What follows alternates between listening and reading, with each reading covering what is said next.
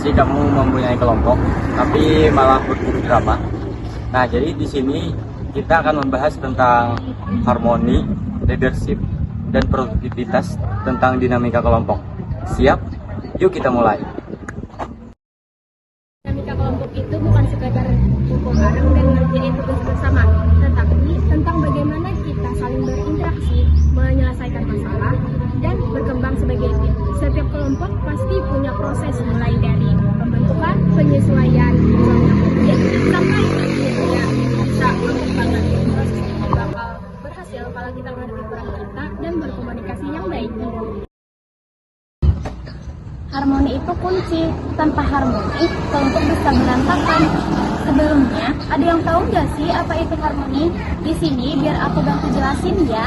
Harmoni itu artinya kita saling percaya, saling menghargai, dan bisa berkomunikasi dengan baik. Misalnya nih, Riyati punya ide A, Jainal punya ide B. Daripada mereka saling debat, mending mereka gabungin ide A menjadi ide B. Intinya, kita di sini belajar untuk tidak saling egois, tapi kita bersama-sama mencari titik temu yang terbaik. Kalau kelompok udah harmonis, produktivitas pasti bagus. Jangan jadi anggota silent reader ya guys.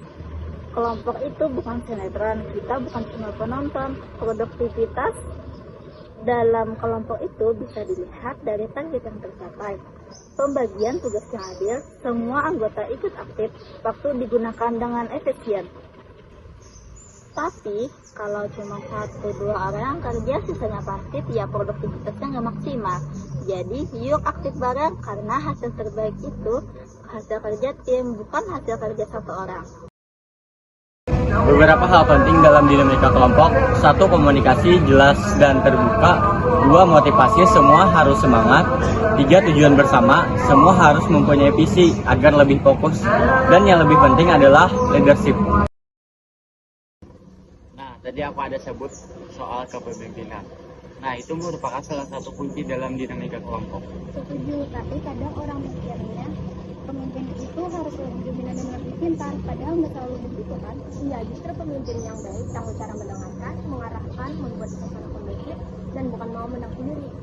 Dan sebenarnya kepemimpinan itu bisa bergilir, karena pas Jainal lagi materi, dia bisa jadi leader, tapi pas tugas desain Rahma yang pegang, karena dia lebih jago di situ.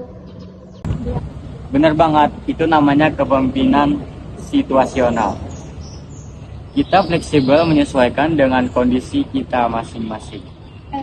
Ngomong-ngomong, kalian tahu nggak gaya-gaya kepemimpinan itu ada macam-macam loh. Kayak otoriter, semua keputusan dari pemimpin, ada demokratis, keputusan diambil bareng-bareng, ada laissez-faire, yaitu kepemimpinan pasif, kasih kebebasan penuh, dan yang terakhir ada transformasional, yang dimana pemimpin yang ngajak anggota berkembang dan jadi inspirasi. Kalau kelompok kita cocoknya yang mana? Yang demokratis atau transformasional sih? Karena kita suka diskusi dan saling memotivasi. Dan pemimpin juga harus bisa ngatur waktu, bisa strategi, dan bantu anggota yang kesulitan. Jadi bukan cuma nyuruh-nyuruh.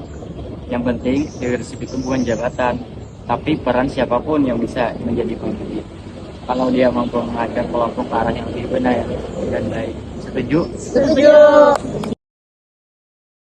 Tapi tugas kamu dari kemarin udah dikerjain, gimana kita mau lanjut? Emangnya cuma kamu yang sibuk? Aku juga ada kegiatan lain. Setidaknya kabarin dong, jangan diam aja. Nah, jadi ini contoh kelompok, dinamika kelompok yang minim komunikasi, sehingga kerjaannya tidak kelar-kelar. Hati, aku lihat bagian kamu belum selesai, bisa aku bantu? Yuk kita kerjain bareng. Tuh kan, beda banget. Komunikasi yang tenang dan saling dukung membuat cepat kerjaan kelar dan semuanya nyaman. Jadi, harmoni, leadership, dan produktivitas itu saling berhubungan. Kelompok yang harmoni dan pemimpin yang bijak pasti produktif. Yuk, dari diri kita sendiri untuk menjadi anggota kelompok yang bijak, sportif, dan aktif. Nah, kelompok yang baik itu bukan yang sempurna, Tapi yang mau belajar dan berkembang bareng. Jangan lupa like. share video ini jika bermanfaat. Kami dari kelompok 4. Sampai jumpa.